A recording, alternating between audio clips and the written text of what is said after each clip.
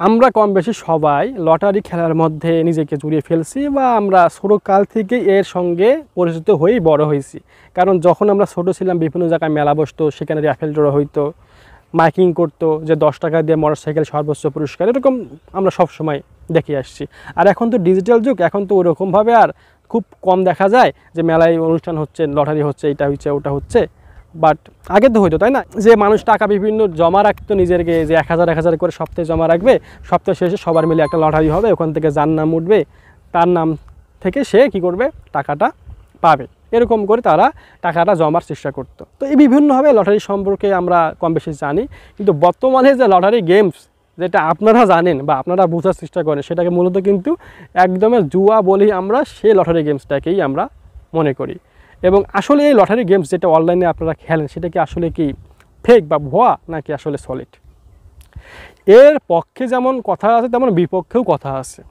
তো আমরা পক্ষে বিপক্ষে অর্থাৎ বৈধ না অবৈধ সেই বিষয়ে আমরা আলোচনা করব। দেখেন, লটারি গেমস তো ওরা অবশ্যই লটারি করে, এমন তো না যে আপনার সঙ্গে যে আপনারা খেলতেছেন যখন লটারি গেমসগুলা, তখন ওরা খেলা দেখা যাচ্ছে না, অর্থাৎ ওরা ড্র করতেছে না বা র্যাফেল করতেছে না, ওরা তো করতেছে ড্র, অর্থাৎ আপনার নাম্বারটা তুলতেছে তো, বা কারো না কারো নাম্বার তো তুলতেছে, অর্থাৎ ওই সাইড দিয়ে কিন্তু তারা কিন্তু তাদের পক্ষ থেকে বৈধ। এবং এমনকি যেহেতু বাংলাদেশ ছাড়া অনেক দেশে কিন্তু এই ক্যাসিনো লটারি এইসব বিষয়গুলো কিন্তু বৈধ, বাংলাদেশেও বৈধ, বাট ওই মোবাইল কেন্দ্রিক লটারিটা বৈধ না। তো এখন এই বিষয়গুলো যেহেতু অন্য দেশ থেকে বৈধ, তাহলে তারা ইজিলি এগুলা কি খেলা দেখাইতে পারে বা খেলা আয়োজন করতে পারে। আর যেহেতু অনলাইনের যুগ, আপনি যদি বাংলাদেশ থেকে সাইট অফ করে দেওয়া হয়, আপনারা ওই ভিপিএন ইউজ করে ঠিকই আপনারা ওই দেশ থেকে খেলবেন।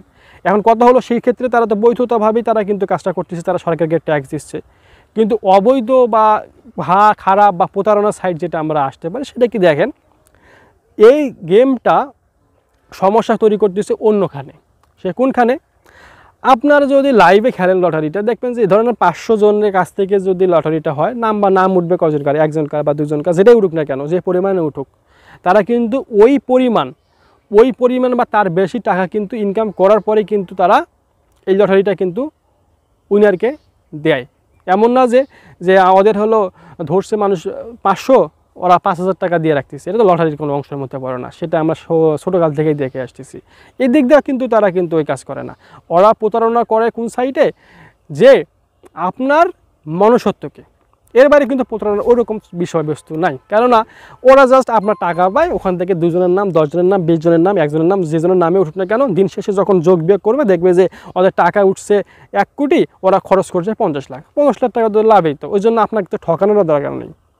কিন্তু আপনারা ঠকতেছেন কোন সাইডে? আপনার মনুষ্যত্বের দিক থেকে, যে আপনারা বুঝতেছেন যে এই বিষয়গুলোর ক্ষেত্রে হয় না। আপনি যতবার চেষ্টা করেন, আপনাদের মধ্যে ধরা খাওয়ার সম্ভাবনা বা প্রতারণার সম্ভাবনাটা কিন্তু বেশি পড়বে, যেটা সব সময় বা অন্যান্য যে কোনো গেমসের ক্ষেত্রে কিন্তু খাটে।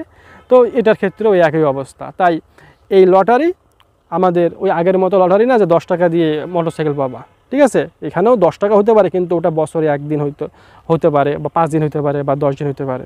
কিন্তু বর্তমানে যেটা হয়, সেটা তো আর এই 1 দিনের জন্য না, আপনারা মিনিটে ওটা ধরেন, মিনিটে ওটা খেলেন, ফলে ওটা আর 1 দিনের বিষয় না, বছরে, যে আপনারা একবার খেললেন, যা হারছেন, সমস্যা নাই, আর খেলবো না, আমার তো আর এখানে কোনো বিষয় না।